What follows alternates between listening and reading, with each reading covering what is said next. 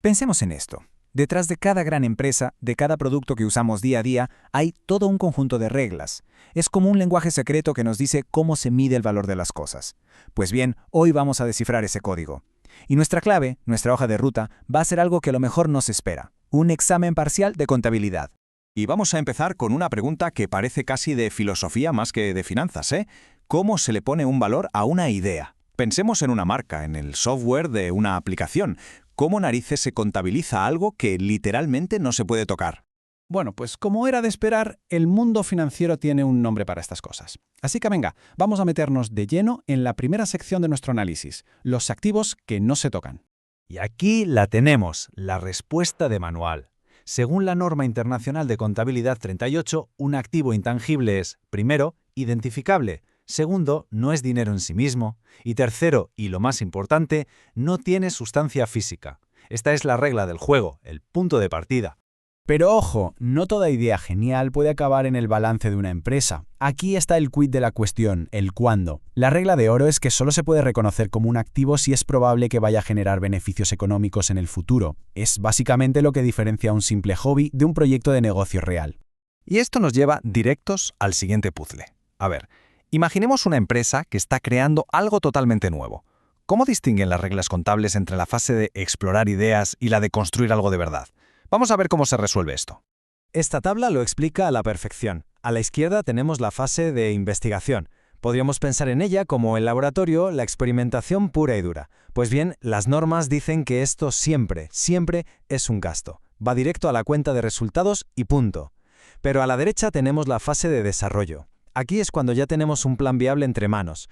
En este caso, y solo si se cumplen unos criterios súper estrictos, los costes se pueden capitalizar.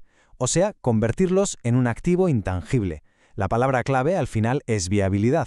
Vale, vamos a cambiar de tercio. Pasamos a un escenario que afecta a casi todas las empresas del mundo. El alquiler de oficinas, de vehículos, de maquinaria. Las reglas modernas, en concreto una que se llama NIF 16, han cambiado por completo la forma de ver los alquileres a largo plazo.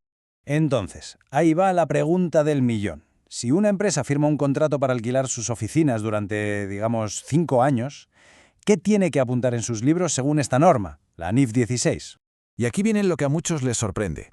La respuesta es que tiene que registrar las dos cosas, un activo y un pasivo, a la vez. Sé que puede sonar contradictorio, pero vamos a ver que tiene toda la lógica del mundo. Empecemos por la primera parte, el activo. Se le llama activo por derecho de uso. Para que nos entendamos, es como tener una suscripción de varios años a un gimnasio. No somos dueños del gimnasio, claro, pero tenemos el derecho a usarlo. Pues bien, ese derecho tiene un valor y, por lo tanto, para la contabilidad es un activo. Y claro, ese derecho no es gratis. Esa es la otra cara de la moneda, el pasivo. Esto es, sencillamente, la obligación financiera que se ha asumido. Es la factura total que la empresa se ha comprometido a pagar durante todo el contrato. Es el precio que se paga por ese derecho de uso. Muy bien, vamos a respirar hondo, porque entramos en el que quizás sea el tema más complejo de todos, pero de verdad que es fascinante.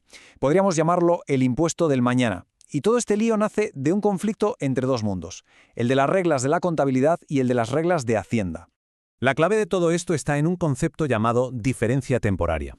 Dicho en cristiano, es lo que ocurre cuando el valor que le da la contabilidad a algo no coincide con el valor que le da Hacienda.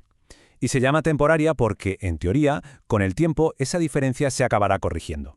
Entonces, ¿qué pasa cuando la contabilidad y Hacienda no se ponen de acuerdo sobre cuándo hay que reconocer un ingreso o un gasto? Pues pasa exactamente esto. Se crea un impuesto diferido. Es la forma que tiene la contabilidad de decir, ojo, que aquí hay un efecto fiscal que vamos a notar más adelante.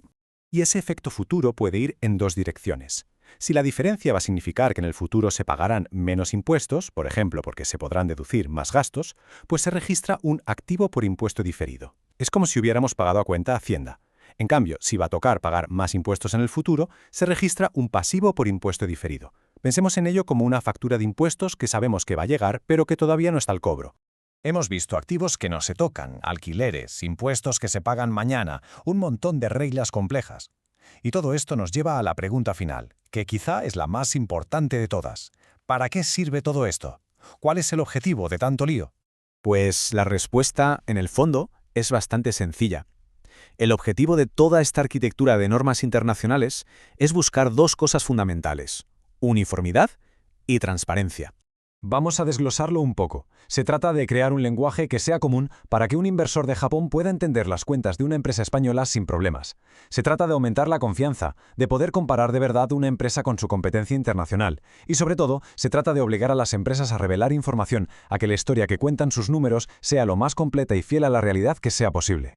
Y esto nos deja con una última reflexión, una pregunta para llevarse a casa. Hemos visto que todas estas reglas buscan la transparencia, la claridad. Entonces, si el manual de instrucciones es tan detallado, ¿por qué seguimos viendo, de vez en cuando, grandes escándalos financieros? Quizá, solo quizá, la respuesta nos dice mucho más sobre la naturaleza humana que sobre la propia contabilidad.